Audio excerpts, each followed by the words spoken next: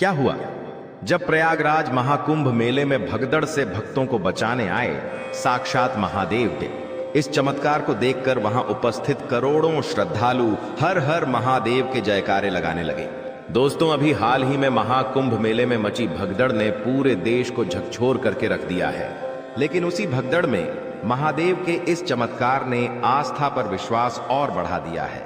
जब जब महादेव के भक्तों पर संकट छाता है तो महादेव खुद उस संकट को दूर करने के लिए आते ही हैं। दोस्तों, जब आप महादेव के इस चमत्कार के बारे में जानेंगे तो यकीनन आपके भी रोंगटे खड़े हो जाएंगे और आप भी हर हर महादेव के जयकारे लगाने लगेंगे।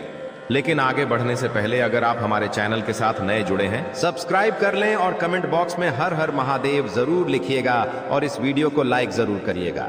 दोस्तों, मौनी अमावस्या के समय प्रयागराज में संगम के तट पर करोड़ों श्रद्धालु अमृत स्नान करने के लिए जा रहे थे।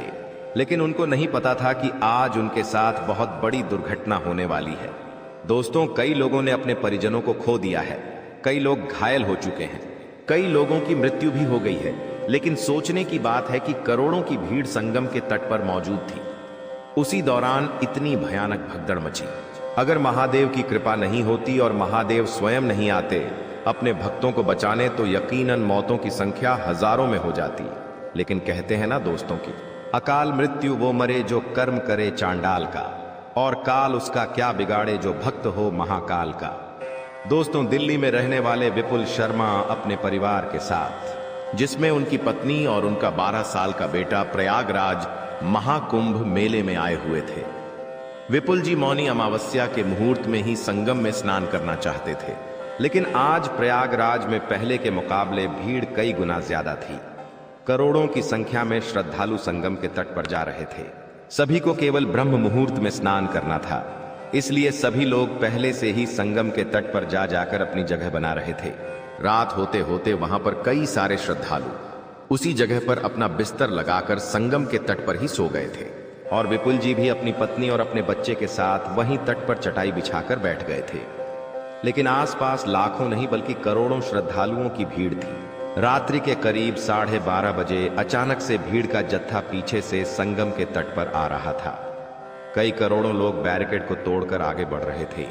विपुल जी ने जैसे ही भीड़ को अपनी ओर आगे बढ़ता हुआ देखा, उन्होंने अपने बच्चे को अपने कंधे पर बैठाया और अपनी पत्नी का हाथ पकड़ा और इतने में ही करोड़ों श्रद्धालुओं की भीड़ संगम के तट पर टकरा गई, जिससे काफी तेज भगदड़ मच गई। वहां सोए हुए कई हजारों श्रद्धालु दब रहे थे। कई लोगों के ऊपर भीड़ चढ़ गई थी, सांस लेना तक मुश्किल हो गया था। विपुल जी हमें बताते हैं कि जैसे ही भगदड़ मची, उनकी पत्नी का हाथ उनसे छूट गया और उनकी पत्नी भी उनसे दूर चली गई। भगदड़ इतनी खतरनाक थी कि उन्होंने मन ही मन सोच लिया था कि आज यह दिन उनका आखिरी दिन था। वे केवल अपने बच्चे को बचा रहे थे जैसे तैसे, लेकिन संगम के तट पर काफी ज्यादा गीली मिट्टी थी, जिससे उनका पेड़ फिसलकर वे संभल नहीं पाए और वे उसी स्थान पर फिसल गए और उनके ऊपर उनका बच्चा आकर गिर गया। उन्होंने अपने बच्चे को अपने हाथों से लपेट लिया ताकि भीड़ उनके बच्चे पर न चढ़े। लेकिन भीड़ कोई छोटी मोटी नहीं थी, बल्कि करोड़ों की भीड़ इधर उधर भाग रही थी, एक दूसरे को धक्का दे रही थी। कई श्रद्धालु नीचे गिरे हुए पड़े थे, जिसमें कई लोग तो बेचारे तड़प रहे थे। विपुल जी हमें बताते हैं कि जब वह जमीन पर गिर गए थे तो उन्होंने हार मान ली थी और सोच लिया था कि अब मैं और मेरा बच्चा जिंदा नहीं बचेगा। मैंने बस महादेव का नाम मन ही मन लिया और महादेव से मन ही मन कहा, मेरे बच्चे और पत्नी को बचा लेना। और इतने में ही एक अघोरी साधु बिल्कुल मेरे पास खड़ा हुआ था। वह साधु भीड़ को मुझसे दूर कर रहा था और उन अघोरी साधु ने मेरे बच्चे को अपने कंधे पर उठाया और मेरा हाथ पकड़कर मुझे भी उठाया और हमें उठाकर एक सुरक्षित स्थान पर वे हमें ले गए। जिसके बाद मैंने देखा कि वे साधु वहां खड़े कई लोगों को बचा रहे थे। कई लोगों को दबने से उन्होंने मेरे सामने ही बचाया और वे खड़े खड़े वहां पर भीड़ को नियंत्रित कर रहे थे। उनके साथ साथ कई सारे अघोरी साधु और मौजूद थे। कई अघोरी साधुओं का झुंड वहां पर भीड़ को नियंत्रित कर रहा था और जैसे ही इन अघोरी साधुओं ने भीड़ को नियंत्रित करने का जिम्मा अपने ऊपर लिया, कुछ देर में ही भगदड़ शांत हो गई। लेकिन भगदड़ के बाद उनकी पत्नी उनको नहीं मिली। कुछ देर तक वे ढूंढते रहे, तभी सामने से उनको उनकी पत्नी रोती रोती आती हुई दिखाई दी। तो उनकी पत्नी ने जो वाक्य बताया उसे सुनकर विपुल जी के भी पसीने छूट गए। विपुल जी की पत्नी ने कहा कि मैं भगदड़ में करोड़ों लोगों के बीच फंस गई थी। तभी एक नागा साधु ने मुझे भीड़ से बाहर निकाला और मुझे आपका पता दिया। विपुल जी समझ चुके थे कि ये कोई साधारण नागा साधु नहीं थे, ये बहुत ही दिव्य नागा साधु थे और वे साक्षात महादेव का ही स्वरूप थे।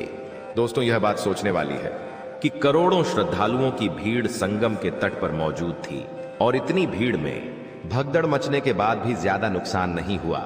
अगर वहां पर महादेव साक्षात नहीं आते तो कई हजारों लोगों की मौत हो सकती थी, लेकिन महादेव की कृपा से ज्यादा मानहानि नहीं हुई। लेकिन दोस्तों, इस महाकुंभ मेले में हमने कई सारे दिल को झकझोर देने वाले कृत्य देखे, जिसमें एक साधु का एक लड़की खूब अपमान करती हुई दिखाई दी थी। एक साधु कांटे पर लेटकर अपनी तपस्या कर रहे थे और कई श्रद्धालु उनको दान देकर जा रहे थे, और यह सब एक लड़की देखकर हजम नहीं कर पाई। उसने इंस्टाग्राम पर और यूट्यूब पर फेमस होने के लिए उन साधु बाबा का अपमान करा, उनको ढोंगी कहा, उनको लालची कहा और कहा कि ये कांटे पर लेटकर ढोंग कर रहे हैं और पैसा कमा रहे हैं।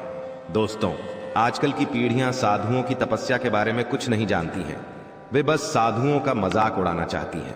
ये लोग महाकुंभ मेले में भी इसीलिए आए क्योंकि उनकी इंस्टाग्राम पर रील वायरल हो, यूट्यूब पर उनकी वीडियो वायरल हो। दोस्तों, इस महाकुंभ मेले में भीड़ ने सारे रिकॉर्ड तोड़ दिए हैं। आखिर ऐसा क्यों? क्योंकि इस महाकुंभ मेले में कई लोग यूट्यूब और इंस्टाग्राम पर वीडियो बनाने के लिए आए हुए हैं। कई लोग साधुओं की वीडियो बना रहे हैं और कई लोग साधुओं का अपमान कर रहे हैं, केवल और केवल कुछ चंद व्यूज लाने के लिए।